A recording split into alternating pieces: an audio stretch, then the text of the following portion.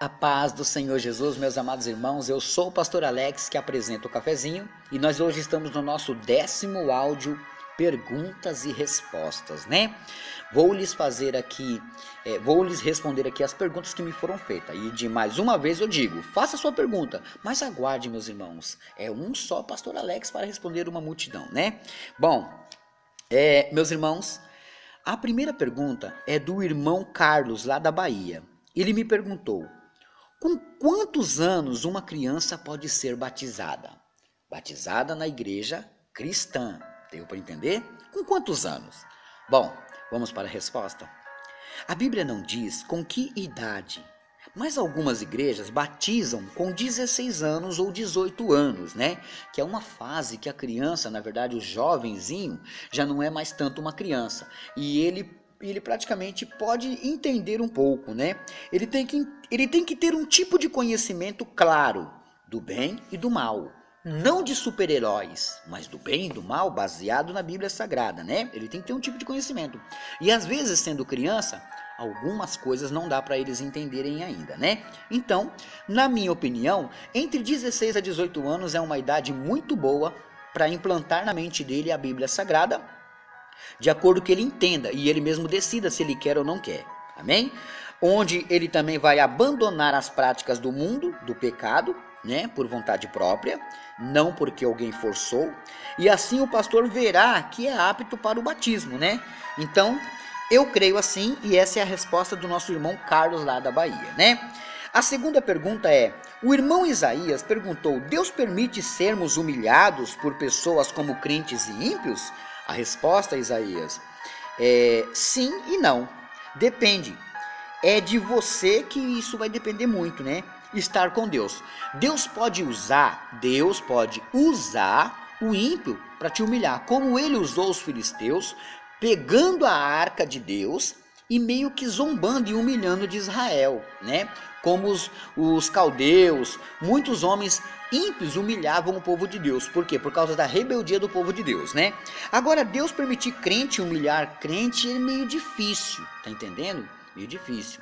Deus não vai usar alguém passando uma revelação para humilhar o outro, não, tá? Deus tem outras maneiras de trabalhar. Deus não envergonha ninguém assim, não. Agora, eu acredito, meus irmãos, que Deus pode sim humilhar usando o ímpio, né? Pela rebeldia do cristão. Amém? Bom, nesse 10º áudio, né? Vamos para a terceira pergunta. O irmão diácono José, lá de Minas Gerais, perguntou: o senhor pode me explicar Hebreus 13, 8 e 9? Né?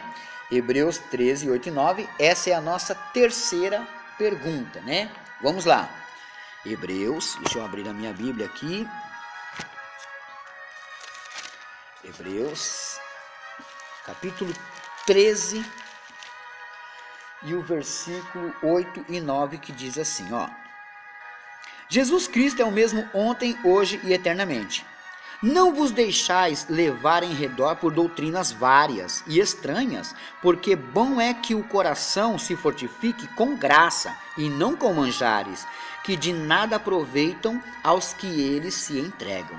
Vamos lá? Vou te explicar. O verso 8 ele está dizendo que a palavra de Jesus, o ser Jesus, ele é o mesmo do passado, né? Quando ele pregou essas palavras, de hoje e do porvir, do eternamente. A mesma palavra dele vai durar o antes, o agora e o depois. Então, você não pode se deixar levar por doutrinas que homens inventaram, que não tem base bíblica. Se a doutrina que você está vendo na sua igreja não tem base bíblica, você não deve nem seguir. Ali é usos e costumes que o homem está impondo sobre você, tá entendendo? Tá certo que também você, se for uma doutrina que vai te santificar, não pega nenhum problema. Não tem nenhum problema também, tá? E você só tem que tomar cuidado que certas doutrinas vai proibir você de comer ou beber certas coisas que às vezes a Bíblia diz que você pode. E o homem está dizendo que não. Por isso que o versículo 9 está dizendo, né? Porque bom é que o coração se fortifique com a graça, né? E não com manjares que nada aproveitam, tá vendo? Então você já sabe. Toma cuidado com tipos de doutrinas, tá bom? Tá aí a resposta do nosso irmão Diácono José lá de Minas Gerais, né? A quarta pergunta é da irmã Rose, lá do Rio de Janeiro, né? Ela perguntou, por que Jesus, em Marcos capítulo 5, fez o que o demônio pediu?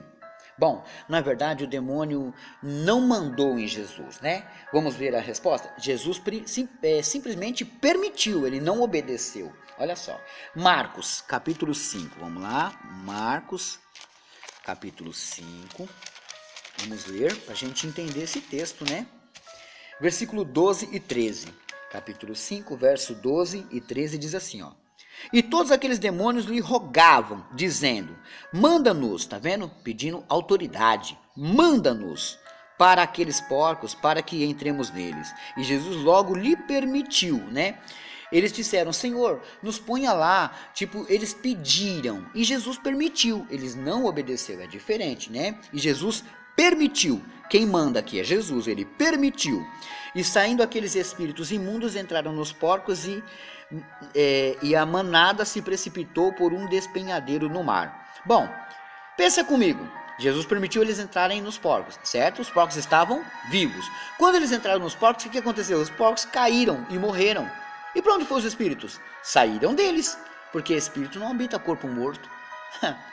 Perderam a viagem, né? Então, tá aí a resposta da nossa irmã Rose, amém? Bom, a nossa quinta pergunta, né, meus irmãos? A Maristela, do Mato Grosso do Sul, perguntou se o esposo não é cristão e a esposa é, e o esposo joga na Mega Sena e ganha, o que fazer? Ela é cristã e o esposo não, só que são casados, e ele jogou na Mega Sena e ganhou. O que fazer? Eu não vou te mandar embora de casa. Não. Se ele ganhou, o dinheiro também é seu. Porque é um corpo só, mesmo que ele não seja cristão. Ele é santificado por você, tá entendendo? Agora, se ele trouxe um dinheiro de uma jogatina, o que você vai fazer? Não, eu não como esse feijão que você comprou, porque você comprou com o dinheiro do jogo. Não, você ora e a sua oração santifica tudo. Você não tem como controlar o que vai comer ou beber por causa do marido que não é cristão, tá entendendo? Ele é santificado por você. Então, o que você faz? Tudo que esse homem comprar, você ora, apresenta a Deus, fala, Senhor, olha, ele comprou isso com o dinheiro que ele ganhou. Deu para entender? Então, você não deve, eu não vou comer nada do que ele... Não, você não deve fazer isso, tá bom? Vamos para a sexta pergunta, meus irmãos. O irmão Arley, lá de Santa Catarina, perguntou, uma pessoa pode fazer a obra de Deus sem ser batizada com o Espírito Santo? Sim, Arley, pode. Né? É lógico, a obra de Deus que eu estou falando aqui é você evangelizar, falar de Jesus para alguém. Agora, você não pode pregar num púlpito, tá entendendo? Em algumas igrejas vai permitir. Não, desculpa. Sem ser batizado com o Espírito Santo, você pode também. Só que o perigo é de você tropeçar em muita coisa que o inimigo vai querer te usar, tá? Existem igrejas que mesmo que a pessoa não é batizada pelo Espírito Santo, é permitido, como a minha mesmo permite. Agora, existem igrejas que não permitem, então você vai ter que falar com o seu pastor, amém? Existem certas coisas que você não vai poder fazer, existem certas coisas que você pode fazer. Eu, na minha opinião, acredito que pode sim, amém? Bom, vamos para a sétima pergunta. A irmã Edvirges, lá de Goiás, perguntou, por que no Velho Testamento os sacerdotes tinham que oferecer o holocausto queimando a carne?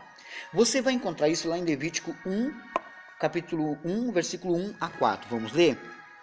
Levíticos, capítulo 1. É a última pergunta, né?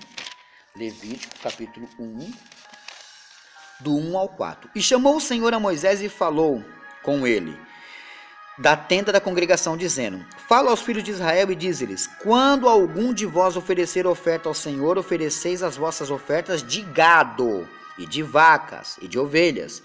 Se a sua oferta for holocausto de gado, ofereça macho, sem mancha, e à porta da tenda da congregação, e oferecerá da sua própria vontade perante o Senhor, e porá a sua mão sobre a cabeça do holocausto, para que seja aceito por ele, para a sua expiação. Meus irmãos, isso aqui, naquela época, a pessoa, quando cometia um pecado, a única maneira dela receber o perdão dela, era fazendo isso, um holocausto ao Senhor, né?